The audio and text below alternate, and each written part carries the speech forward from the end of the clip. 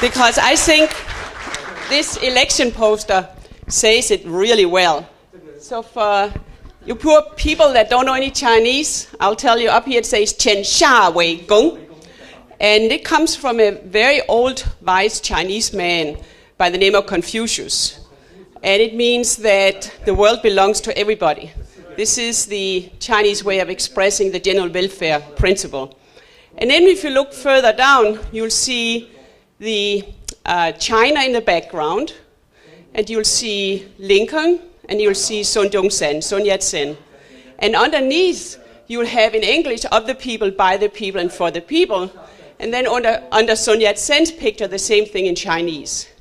And this was a stamp that was printed in 1942 to help with the war effort. But I also think as an image, it really characterizes what has been discussed already today and what we need to do in the immediate future ahead. And you all know, I've heard it both from Chinese people and from Americans, including Americans that work within the LaRouche. I mean, the Chinese, they take our jobs, they do this and that, and all kinds of, and then you have one propaganda wave after the other against China. And they should do something about their currency and so on. And you have, from the Chinese, they will also say, they will go for the propaganda you have right now, that US is in an empire, US is going out bombing different countries and so on.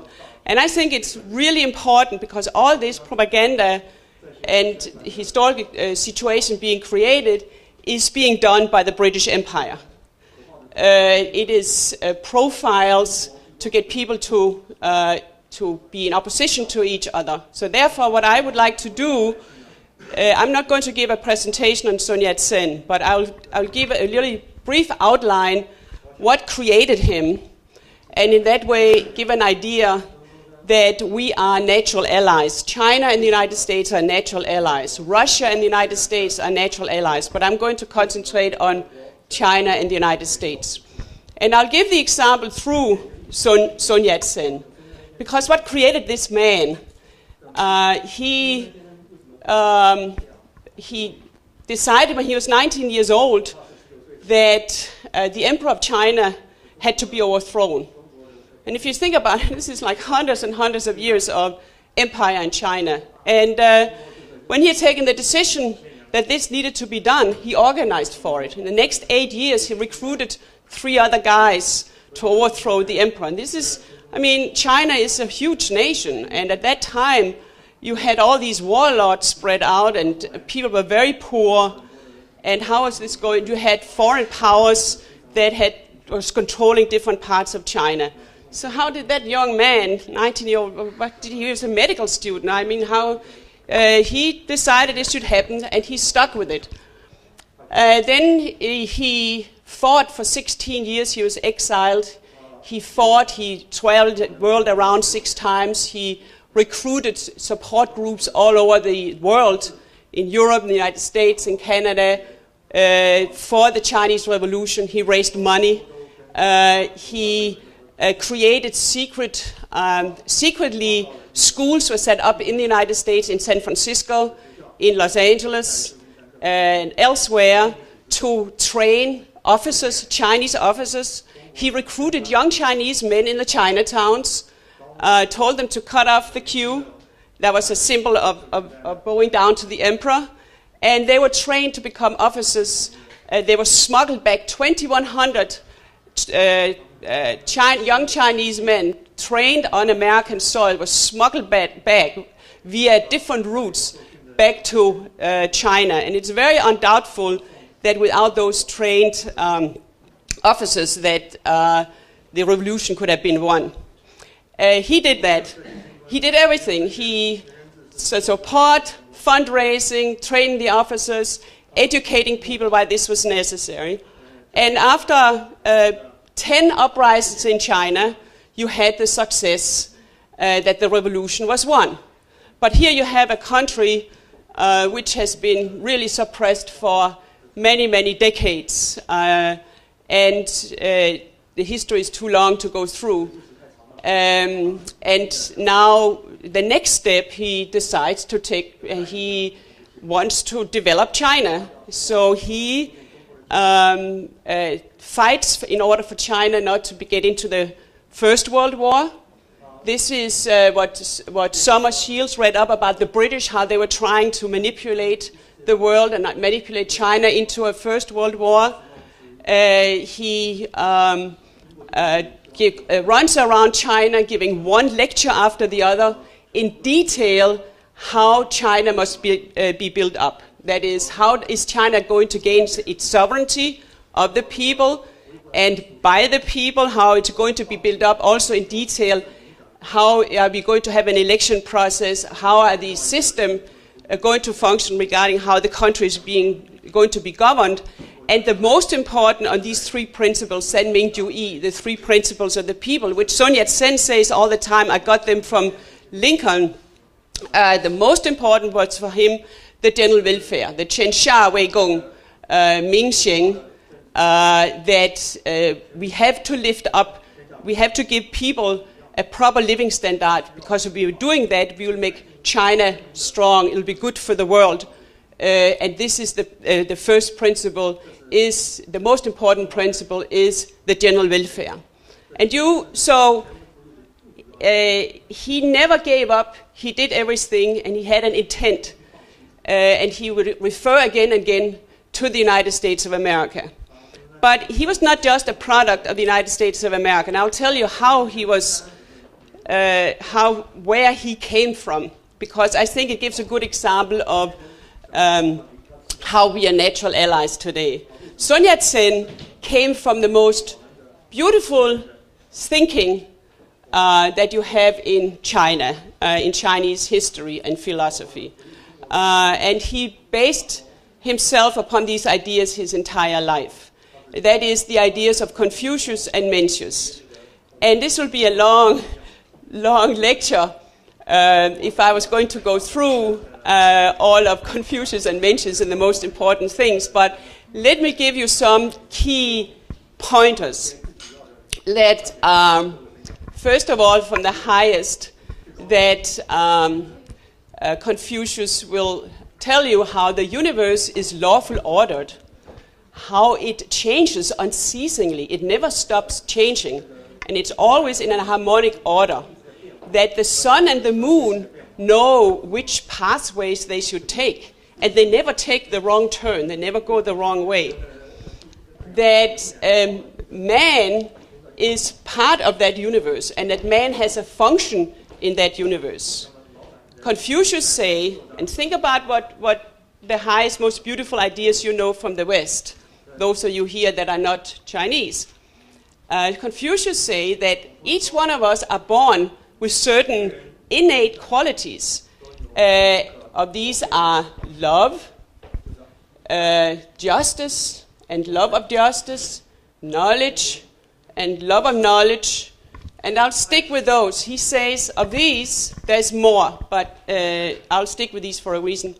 He says of these, love is the most important. If you have no love, none of the other qualities matter. Very similar to what St. Paul will say, that if you have no love, nothing else matters. You will just be like an empty shell. And Confucius further will describe how it is your duty as a human being, it is your duty to develop all the capabilities you have been born with. And if you don't do that, then you are playing thief with yourself. And the only way you can develop these capabilities is that you have to be completely sincere. You have to be truthful. You have to develop those qualities according to a principle called Cheng, which means without deceit. And when you do that, Confucius say, if you develop all your capabilities that you've been born with, then you can, together with heaven and earth, you can participate in the developing process. Sun Yat-sen would describe himself throughout his life. He would write sayings from Confucius. he would write Zhenghua Wei Gong on his calligraphy, and he would describe that China has a specimen of political philosophy so systematic and so clear that nothing has been discovered or spoken by foreign statesmen to equal it. It is found in the great learning. That's from Confucius. Search into the nature of things. Extend the boundaries of knowledge. Make the purpose sincere. Regulate the mind. Cultivate personal virtue. Rule the family. Govern the state. Pacify the world. And this is a quote from Confucius, and Sun Yat-sen continues saying, this calls upon a man to develop from within outward, to begin with his inner nature and not cease until the world is at peace. Such a deep, all-embracing notion is not found in or spoken by any foreign political philosopher. It is the nugget of wisdom peculiar to China's philosophy of state and worthy to be preserved. So he would live Confucius. I mean, when he was 13 years old and for the first time went to the West, he had already studied all the classics. And then he encountered the United States of Abraham Lincoln and the founding fathers in Hawaii. And how did that function? Well, I'll make a little jump, and I will give you a quote. When you go out next time to Washington, D.C., go into the monument, and there you will find a statement in Chinese. It is a plaque that was taken from China in 1853, and brought into the United States, and it's put into the monument in Washington, D.C. And it's a long quote. I'm only going to quote 2 lines. And they go, of all the famous Westerners of ancient and modern times, can Washington be placed in any position but first? That is, Washington is the greatest. This was written by a very powerful man in China called Xu Jiyu. And he was a governor of a large southern province, Fujian province. And why would he write about Washington? And why would a plaque be taken all the way from China in 1853 and put into the monument for Washington? Well, that came from the following. In 1812, the year where the British attacked the United States again, the year where Napoleon was sent in by the empire to attack Russia. In that year, in 1812, a very specific organization was formed called the American Board of Commissioners for Foreign Missions. This was formed by people like John Quincy Adams, one of the great founding fathers, John Jay, who was part of writing in the New Federalist Papers, and many others of that caliber. When they formed this board of missionaries, what was their idea? The idea was for Americans to not only cross all of the United States, but also cross the Pacific, to go to Asia, to all different nations in Asia, Japan, Thailand, China, and so forth. Go to Asia and spread the word to do good. It was not necessarily to convert a number of people to Christianity. The number one was to spread the most beautiful ideas upon which the United States was founded, way back from the ideas of the Compact of the Mayflower in 1620. So they went, and you had one guy called Abel. He met this Governor Xu of Fujian province, and Xu was really into learning, because China had been gobbled up, humiliated with the Opium Wars and so forth, and they were very interested to figure out new ideas. So the missionaries from the United States, created by these key founding fathers in the United States, they educated a grouping inside China. And it was out of that this plague came. This governor from Fujian, he wrote a history book. And it's from this history book that this quote on Washington is taken. And he writes in this history book, the best of all the countries are the United States. The United States has no counts and no kings. And he refers in long, long quotes concerning how Washington even is better than the greatest heroes of China. This is then being picked up by other people in China, other leading people in China, that it's a long story that I'm not going to, but you have a whole, in all the attacks on China at that time by the foreign powers in that century, you had these ideas coming from the United States, from the very best of the United States. And that's where Sun Yat-sen came out of. He went to a school in Hawaii when he came there that was founded by these missionaries. When he went over back to China, to Hong Kong and Guangzhou, he was baptized by one of those missionaries. The medical school he went to was built by those missionaries. So he would take the very best of the ideas concerning man and the general welfare from Confucius and fuse it with the very best from the United States, the very best that had been brought over from Europe.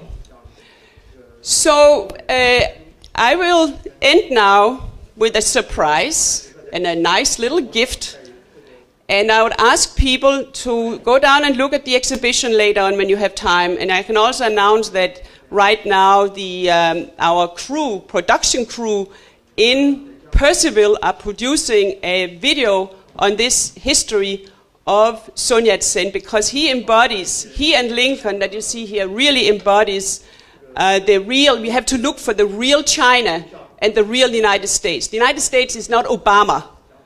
The United States is not the destruction we see right now. The United States is, we hold these truths to be self-evident, that all men are created equal and have inalienable rights to life, liberty, and the pursuit of happiness. The United States is a country that the founding principle is that in the preamble to the Constitution, the two most important things, I think, is the general welfare and for posterity.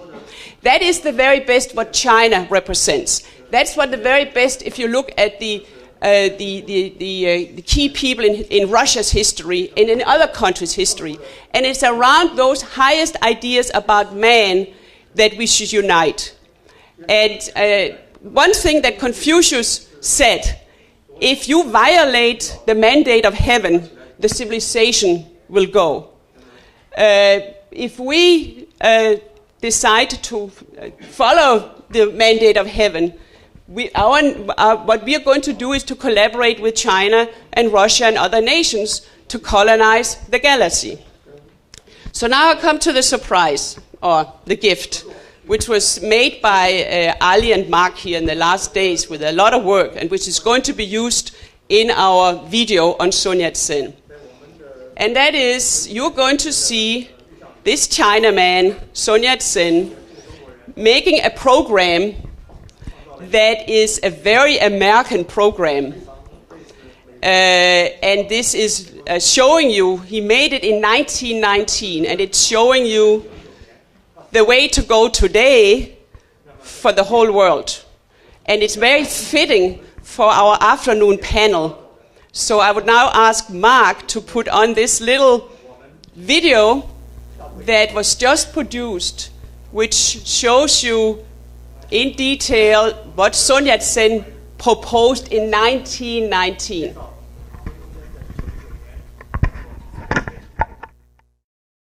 Nearly a decade following the 1911 revolution, Sun Yat-sen realized that no true freedom from imperialism would occur until China and its people were fully developed.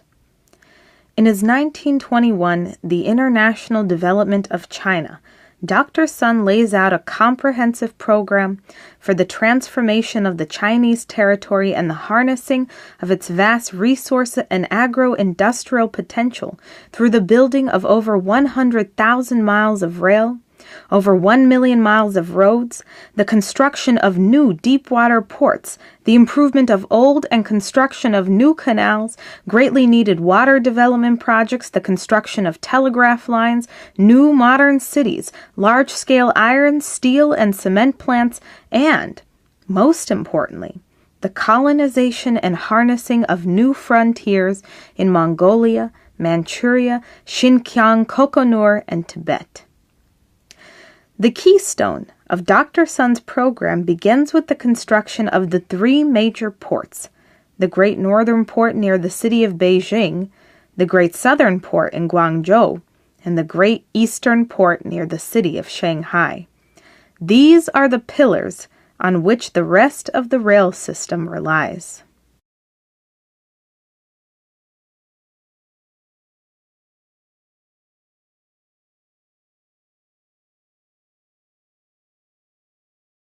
To begin, let's start with the Great Northern Port, a newly created deep-water port in the heart of Bohai Bay and the first northern port which would remain ice-free in the wintertime.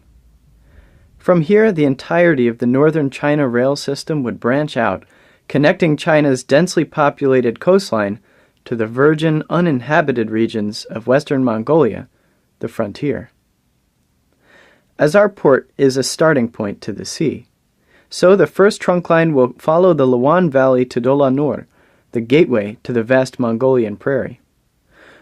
From Dolanur, rail makes its way to the frontier, traveling over 2,000 miles, skirting the Great Gobi Desert to Uramochi, branching westward into the Tarim Basin and north to the frontier city of Ili, where China's rail system will connect with the rest of the Eurasian land bridge system, connecting Berlin to Baghdad to Beijing and Moscow to Shanghai, eliminating dependence on British sea dominance once and for all.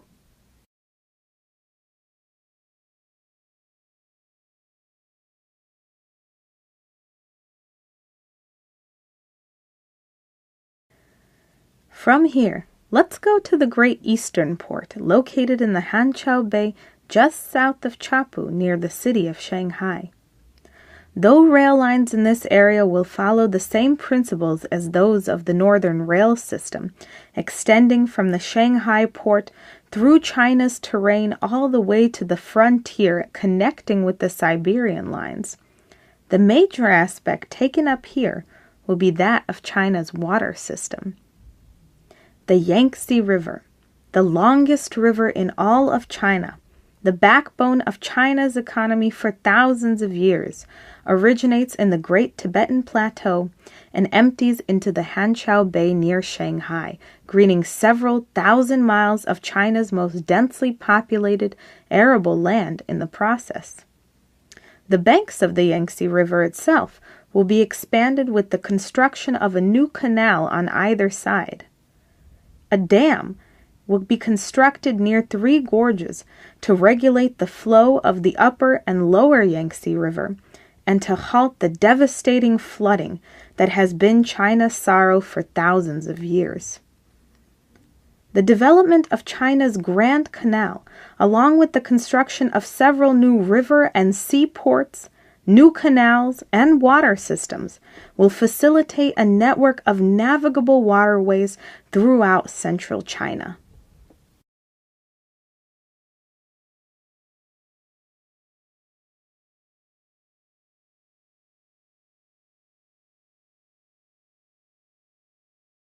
The last pillar of Dr. Sun's development program begins at the great southern port of Canton, whose location at the junction of three major navigable rivers makes it the gateway to over 3,000 square miles of the most fertile, productive soil in all of China.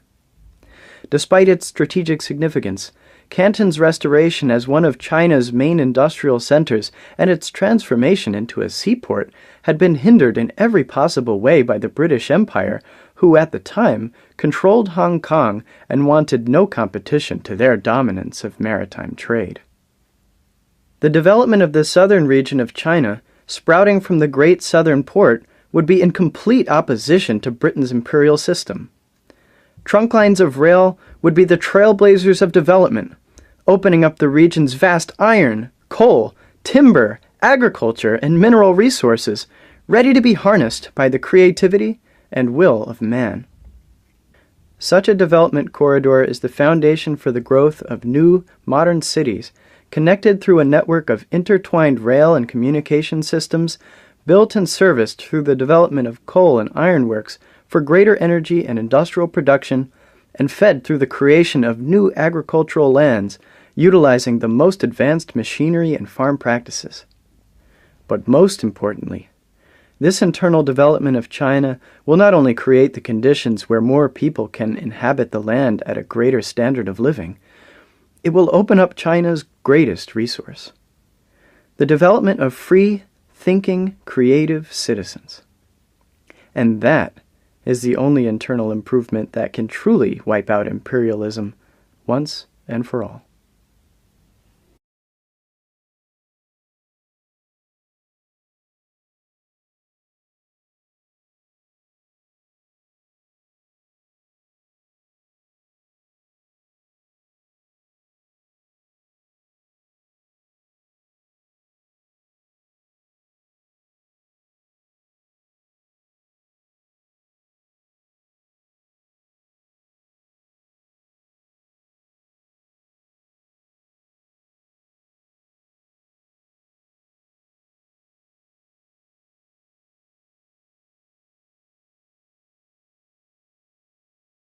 Means that the world belongs to everybody.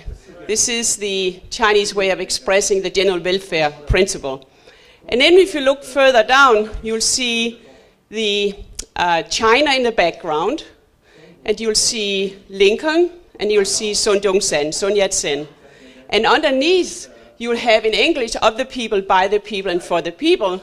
And then under Sun Yat Sen's picture, the same thing in Chinese. And this was a stamp that was printed in 1942 to help with the war effort. But I also think as an image, it really characterizes that we are natural allies. China and the United States are natural allies. Russia and the United States are natural allies. But I'm going to concentrate on China and the United States. And I'll give the example through Sun Yat Sen. Because what created this man? He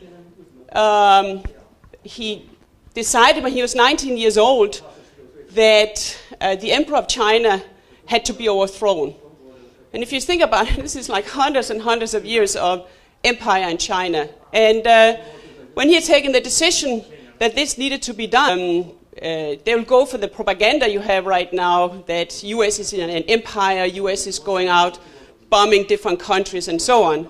And I think it's really important because all this propaganda and historical situation being created is being done by the British Empire. It is profiles to get people to be in opposition to each other. So therefore, what I would like to do, I'm not going to give a presentation on Sun Yat Sen, but I'll give a really brief outline what created him, and in that way give an idea.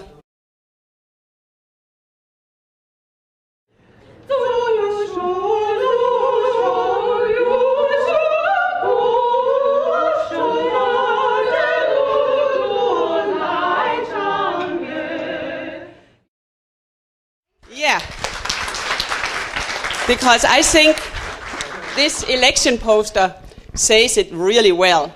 So for you poor people that don't know any Chinese, I'll tell you up here it says Chen Xia Wei Gong. And it comes from a very old, wise Chinese man by the name of Confucius. And it means what has been discussed already today and what we need to do in the immediate future ahead.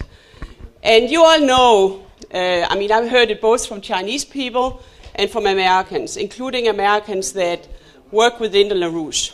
The Chinese, they take our jobs, they do this and that, and all kinds of, and then you have one propaganda wave after the other against China. And they should do something about their currency and so on. And you have, from the Chinese, they will also say,